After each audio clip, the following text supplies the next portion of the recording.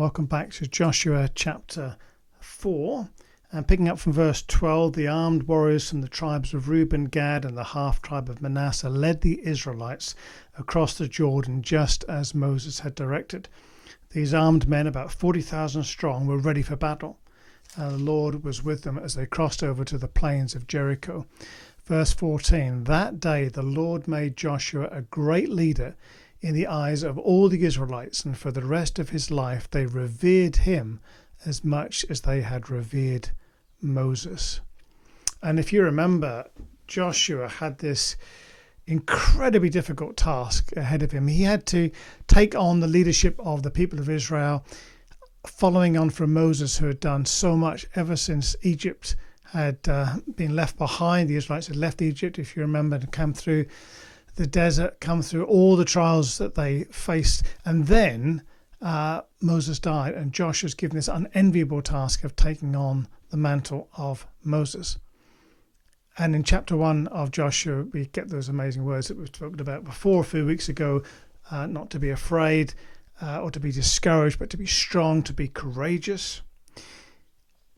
And then as Joshua follows the instructions of God, God gets them to this place where they cross the Jordan River, and they're about to set up this monument, which we'll talk about next time.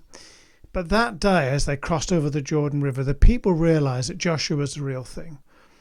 And Joshua was then seen to be a great leader in the eyes of all the Israelites, and for the rest of his life, they revered him. It's an amazing thing, really, to think about how God took Joshua with all his concerns, all his potential anxieties about following on from someone amazing, and equipped him, and then gave him that opportunity to trust God. And then as he trusted God, to come through the other side and look back and think, well, I trusted God, and now I'm the other side of the river. Look what God has done. Isn't that amazing?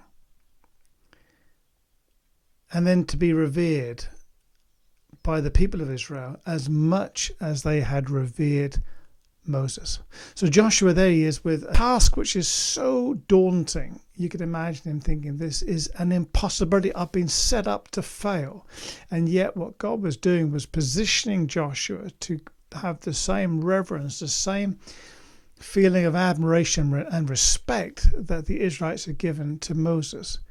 But in order for Joshua to get to that place where he was revered in that way, he had to go through a test.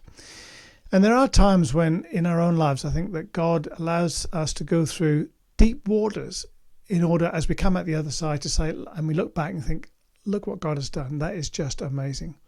So Father God, I'm going to trust you with my life, just as I trusted you in the past. I'm going to trust you with what I see right now. Looking back to Bible days, just as Joshua trusted you, and then you took him through and the people revered him. Whether I'm revered or not doesn't really matter. The point is that I want to trust you, Father God, in all that you have for me, your plans and purposes for my life now and going forward. And so I'm going to trust you. However it looks, I'm going to trust you.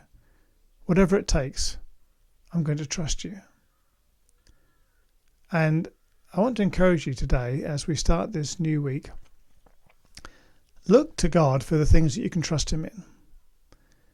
Ask him, how do I prove your faithfulness to me today in all the things that I face?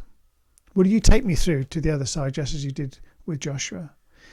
And will I be able to look back just as he did and think, look at what God has done? Because that's my heart for myself, my family, for my situation right now. And I want to see God get his glory and his honor in my life.